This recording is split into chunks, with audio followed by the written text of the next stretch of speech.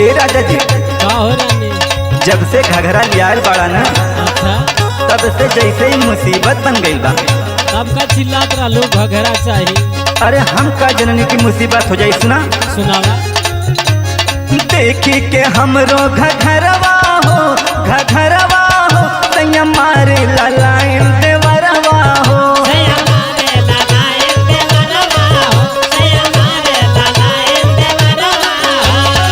उड़ गईला काहे बहरवा हो, बहरवा हो, तैया मारे ललायन देवरवा हो।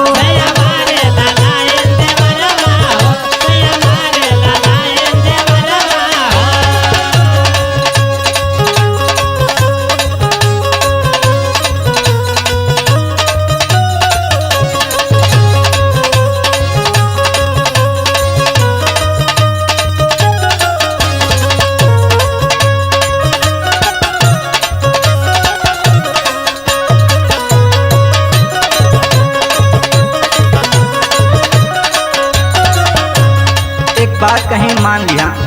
अच्छा, कह। हमरा के छोड़ जनी बहरा तू जाए।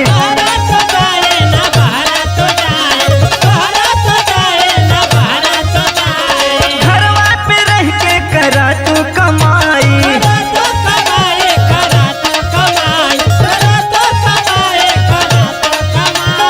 हमरा के छोड़ जनी बहरा तू जाए। घरवा पे रह के करा तू कमाई। याद आवे लदूनो पहरवा हो, पहरवा हो, तैया मारे ललायन देवरवा हो।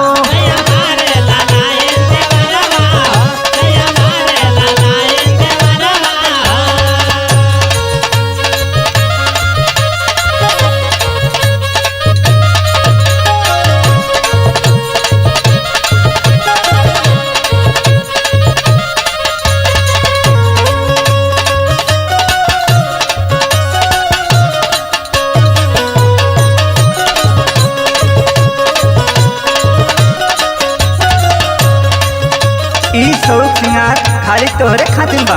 अच्छा, दूसर केहू देखे ई ठीक ना बा। त सुना। सुनावा। खोजेला तोहके हमार सिंगार हो।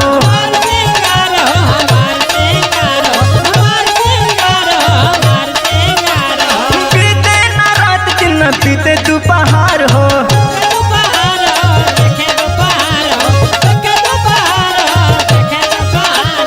खोजेला तोहके हमार सिंगार हो।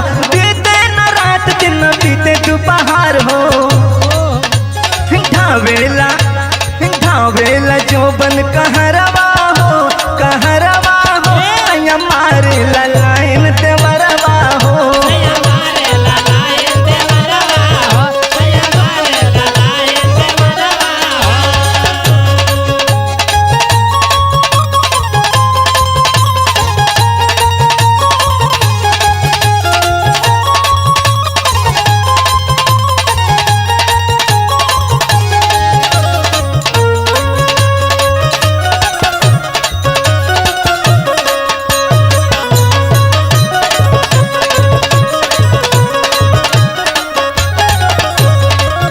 बड़ी आस रहल दोना से पहले तो से अच्छा, कि साथे रहल जाई, साथे घूमल फिरल जाई। लेकिन सुना। सुनावा। दोना से पहले रहल बड़ा आस हो।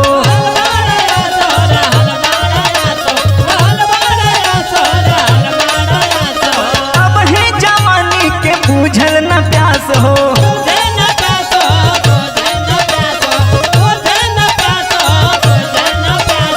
दोना से पहले रहल बड़ा आस हो। अब ही जवानी के बूझल न प्यास हो। छोड़ गईला तू कौन